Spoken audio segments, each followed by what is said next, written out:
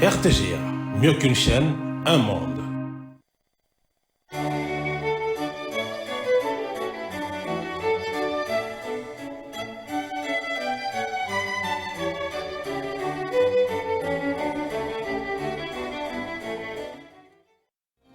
Ce journal vous est offert par Tango Protection. Illico Cash, ma banque mobile.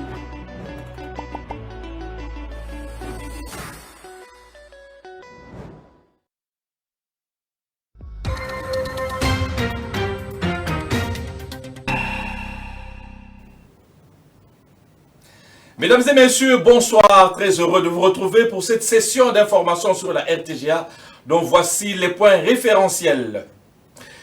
À la Chambre haute du Parlement, les sénateurs ont demandé la suspension de l'examen du projet de loi portant reddition des comptes exercice 2023 et celui des finances rectificatives 2024. Ils préfèrent d'abord maîtriser le contenu du rapport de la Cour des comptes déposé dernièrement au bureau de leur chambre.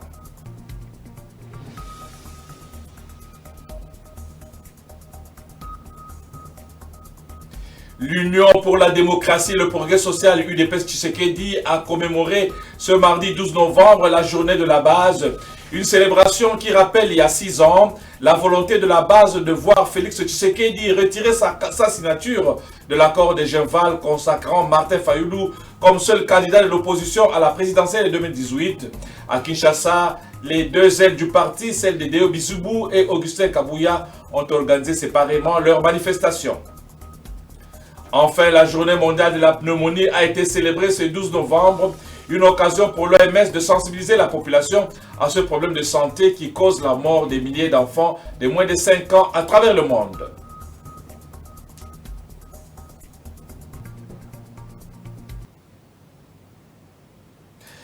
Plus de 20 officiers FARDC à l'école de formation sur l'évaluation et la neutralisation des engins explosifs dans la province de l'Ituri.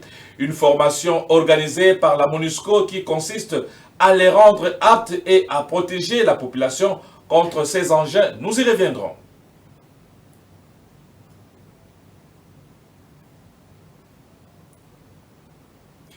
Suspension temporaire à la Chambre haute du Parlement de l'examen du projet de loi portant reddition des comptes pour l'exercice 2023 et celui des finances rectificatives de l'exercice 2024.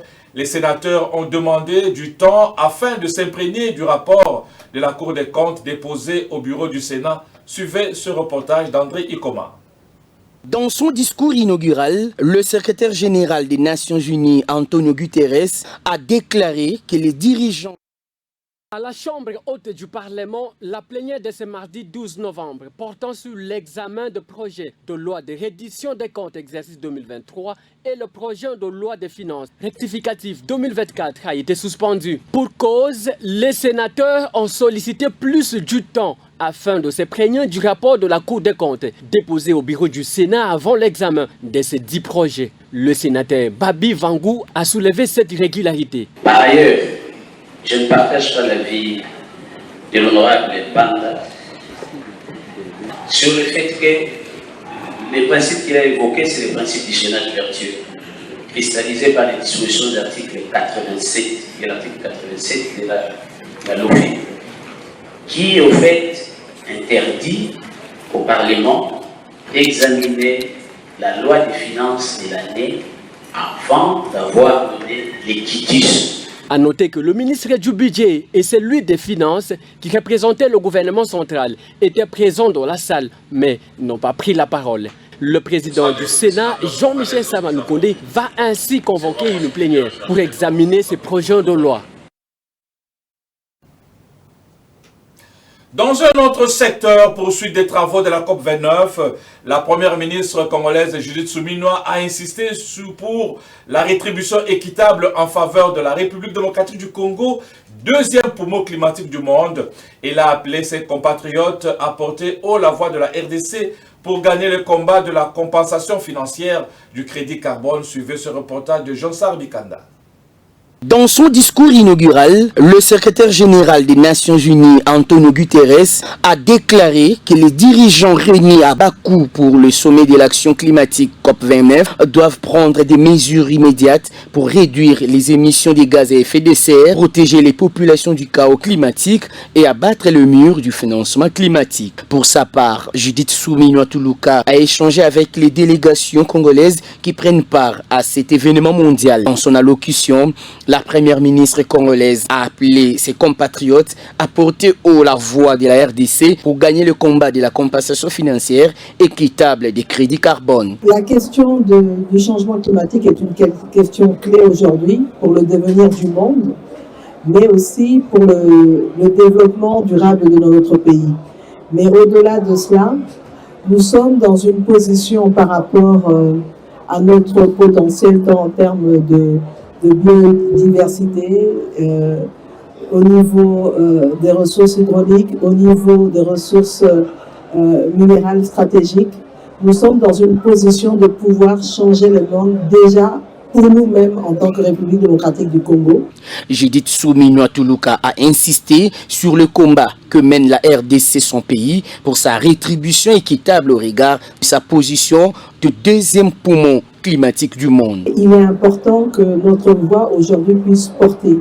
Il y a d'un côté cette nécessité en tant que pays solution, un des pays faisant partie du poumon du monde, de pouvoir de manière équitable, pouvoir être récompensé par notre position. Elle se bat pour inverser la tendance dans ce secteur, tel que cela est repris au 6e pilier du programme d'action de son gouvernement. La COP29 accueille des diplomates, des fonctionnaires de l'ONU, des journalistes, des climatologues, des dirigeants syndicaux, des experts politiques, grande envergure sur le plan mondial. Et quelques experts en questions environnementales présents à cette COP29 ont donné leurs considérations sur les enjeux de ce sommet. On va le suivre prochainement. L'Union pour la démocratie et le progrès social a célébré ce 12 novembre la journée de la base, une date qui met à l'honneur ceux qui ont milité aux côtés de Félix Tshisekedi jusqu'à son accession au pouvoir en lui demandant notamment de retirer sa signature de l'accord de Genval. Plusieurs manifestations ont été organisées à travers la ville, notamment dans la commune de Ngiringiri avec le camp Bizibou et à Limité, 11e rue, où les combattants et combattantes ont répondu massivement à l'appel d'Augustin Kabouya, président ad interim de ce parti. Suivez dans ce commentaire l'ambiance qui a caractérisé cette journée à Limité, siège national du parti.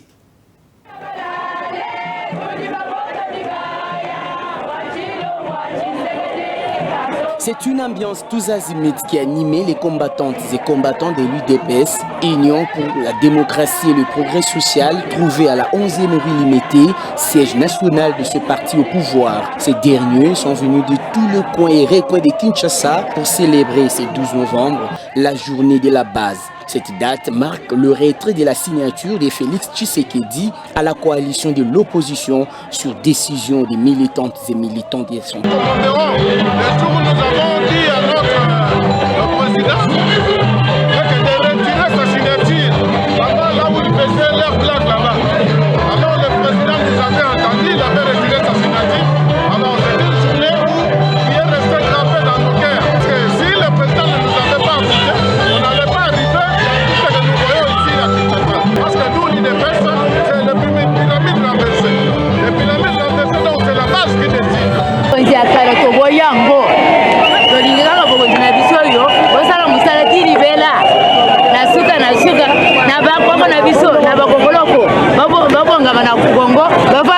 C'est juste pour attirer la masse, permettre que tous ceux qui passent à l'UDPS ne peuvent pas se décourager. Ne peuvent pas dire que l'UDPS est déjà décédé par rapport à la disparition de ce parti et de ce papa Etienne Tshisekedi. Non, le parti fonctionne, le parti évolue et le parti vit. Tous ceux qui ont besoin de venir aussi pour leur donner leur présence ici peuvent venir avec leurs actions, avec leurs idées et L'UDPS célèbre cette journée qui rend hommage à ceux qui ont lutté aux côtés de Félix Tshisekedi sous un climat de défection. En 6 ans de pouvoir, l'UDPS compte 2 camps des membres malgré les interventions de son autorité de référence qui est Tshisekedi fils. Visiblement, les violents ne s'accordent pas à l'UDPS malgré plusieurs interventions de cadres. Cette formation politique vit depuis un temps dans un climat de défection avec 2 camps qui se réclament respectueux de leur statut. Interrogé à ce sujet, Félix Kayembe, cadre de l'UDPS, indique que plusieurs hauts cadres se sont laissés emporter par le goût du pouvoir. Ainsi, il en appelle à l'unité pour aider Félix Tshisekedi, leur autorité de référence, à réaliser ses projets et visions pour le bien-être de la population. Suivez-le.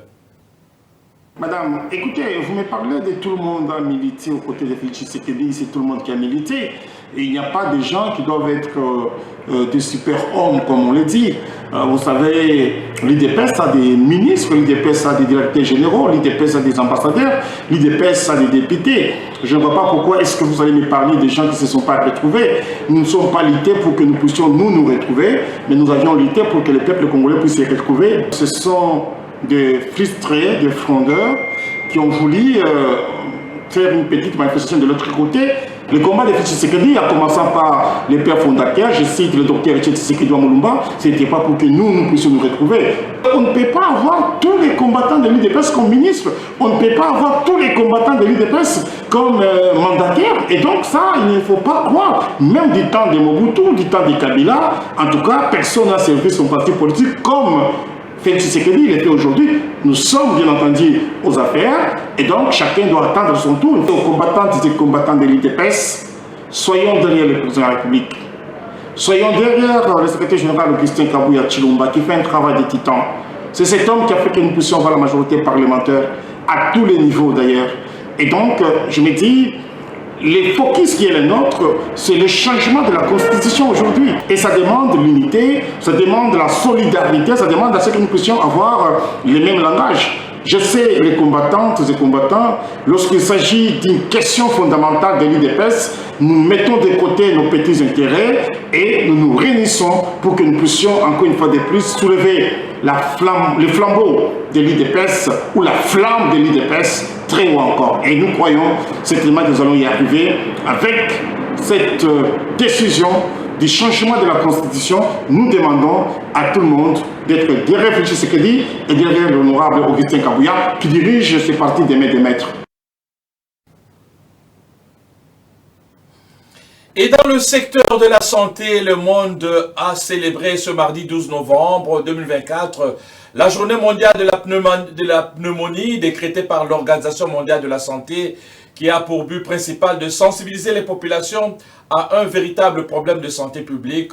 La pneumonie est responsable du décès des millions d'enfants de moins de 5 ans chaque année. Megui Kabebo. La journée mondiale de la pneumonie est célébrée chaque année le 12 novembre. La pneumonie, la pneumopathie et l'abcès du poumon sont les principales maladies infectieuses pulmonaires connues à ces jours qui touchent les poumons et les bronches. Pour cette journée mondiale, l'ONU appelle à mettre hors d'état de nuire le plus grand tueur d'enfants. La pneumonie demeure la principale cause de mortalité chez les enfants de moins de 5 ans. Chaque année, environ 2 millions d'enfants meurent des suites d'une pneumonie. En République démocratique du Congo, la pneumonie est associée à un taux élevé de mortalité de 158 pour 1000 naissances vivantes. En 2023, 885 décès dus à la pneumonie ont été enregistrés en RDC selon un rapport de la Direction des surveillances épidémiologiques de la Direction générale de lutte contre la maladie du ministère de la Santé publique, hygiène du ministère de la Santé publique. Dans la grande majorité des cas, ces infections sont dues à des virus, des microbes ou des bactéries qui s'infiltrent dans les poumons et provoquent selon leur résistance des troubles de l'appareil respiratoire. C'est la partie du poumon touchée par l'infection qui déterminera la pathologie dont souffrent les patients. Les symptômes quotidiens de cette maladie sont la toux, des essoufflements, une insuffisance respiratoire. L'infection pulmonaire peut avoir quelquefois des très graves conséquences. Une telle infection risque d'entraîner des difficultés importantes à respirer et peut aussi altérer l'appareil bronchopulmonaire. Les personnes âgées sont particulièrement vulnérables. Et à cette occasion, le docteur Michel Pipo Chiasuma, pneumologue et médecin au centre médical de Kinshasa, SMK, a fait une mise au point pour fustiger le fait de prescrire des antitussifs à une personne sans savoir au préalable les causes de sa toux. Selon lui, on risquerait d'aggraver l'infection. Il a suggéré plutôt aux malades de se rendre au plus vite possible à l'hôpital le plus proche en cas de présentation des symptômes. Ces propos ont été recueillis pour vous par Sephora Kapinga et David Moutemele. Des facteurs qui vont favoriser parfois l'aggravation du tableau.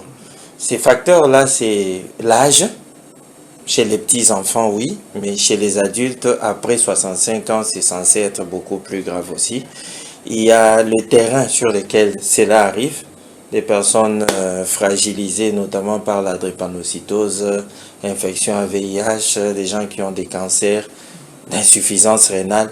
Toutes ces situations-là, des gens qui prennent des traitements aux immunosuppresseurs, ce sont des gens qui présentent des organismes très fragilisés et qui sont susceptibles de présenter les tableaux les plus graves. Il y a généralement la toux.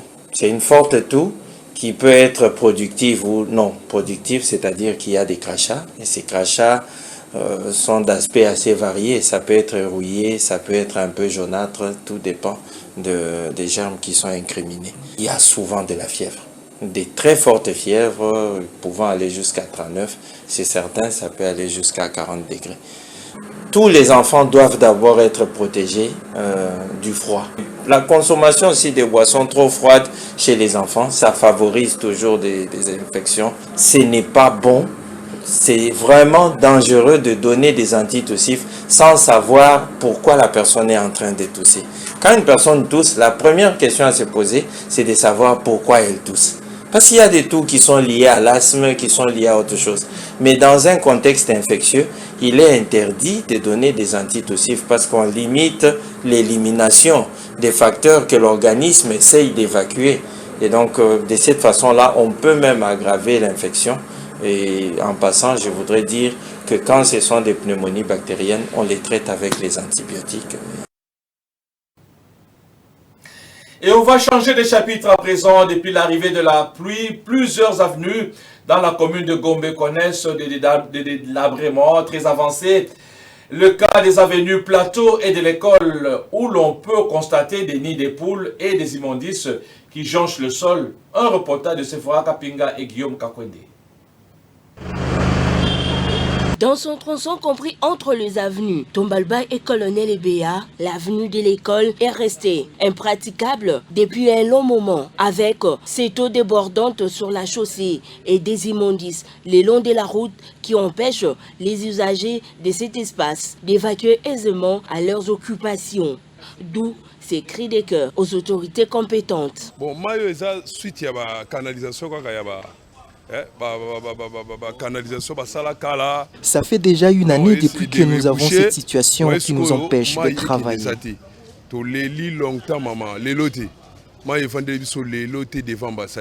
Bon, les caniveaux sont bouchés, c'est la raison de ces débordements d'eau.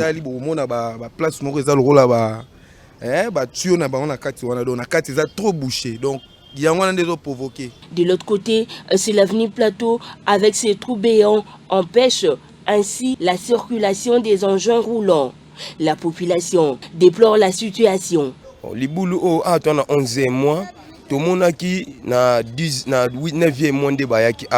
C'est depuis le mois de septembre qu'ils ont commencé les travaux. Le but était de canaliser l'eau de l'immeuble à côté.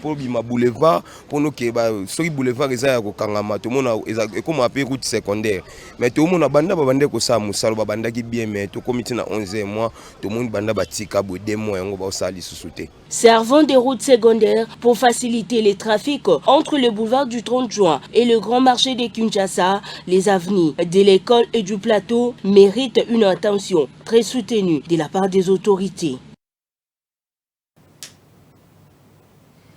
Et page noire dans ce journal, décès ce mardi à Kinshasa du coach Paul Kalambay, ancien de Mazembe Anglebert.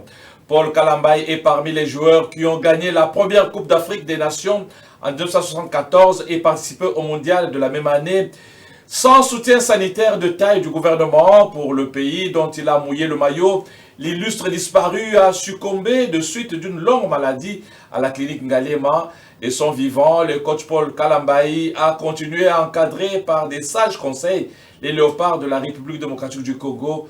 Selon le programme de la famille, il sera porté en terre ce mercredi 13 novembre au cimetière musulman de Kinkole. Que son âme repose en paix. Voilà, on va rappeler les principaux titres de cette session d'information. À la Chambre haute du Parlement, les sénateurs ont demandé la suspension de l'examen du projet de loi portant reddition des comptes exercice 2023 et celui des finances rectificatives 2024.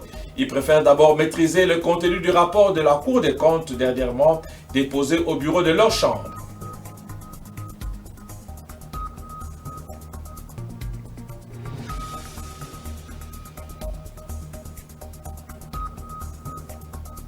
L'Union pour la démocratie et le progrès social, UDPS Tshisekedi, a commémoré ce mardi 12 novembre la journée de la base, une célébration qui rappelle il y a 6 ans la volonté de la base de voir Félix Tshisekedi retirer sa signature de l'accord de Genval consacrant Martin Fayulu comme seul candidat de l'opposition à la présidentielle de 2018.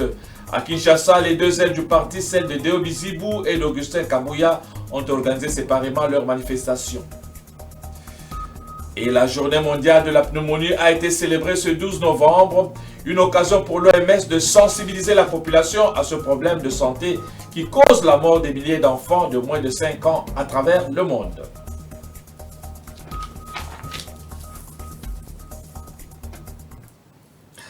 Fin complète de cette session d'information. Merci pour le moment de votre temps et surtout, bonne suite de programme sur votre chaîne.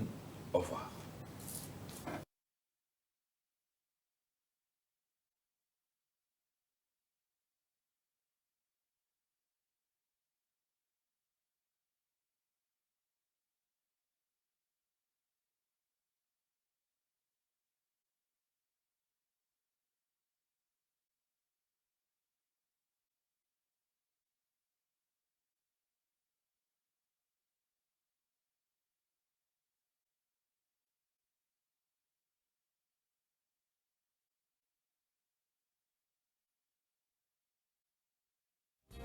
Ce journal vous a été offert par Tango Protection.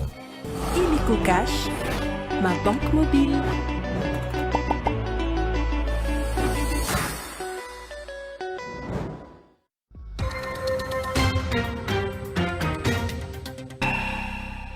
RTGA, mieux qu'une chaîne, un monde.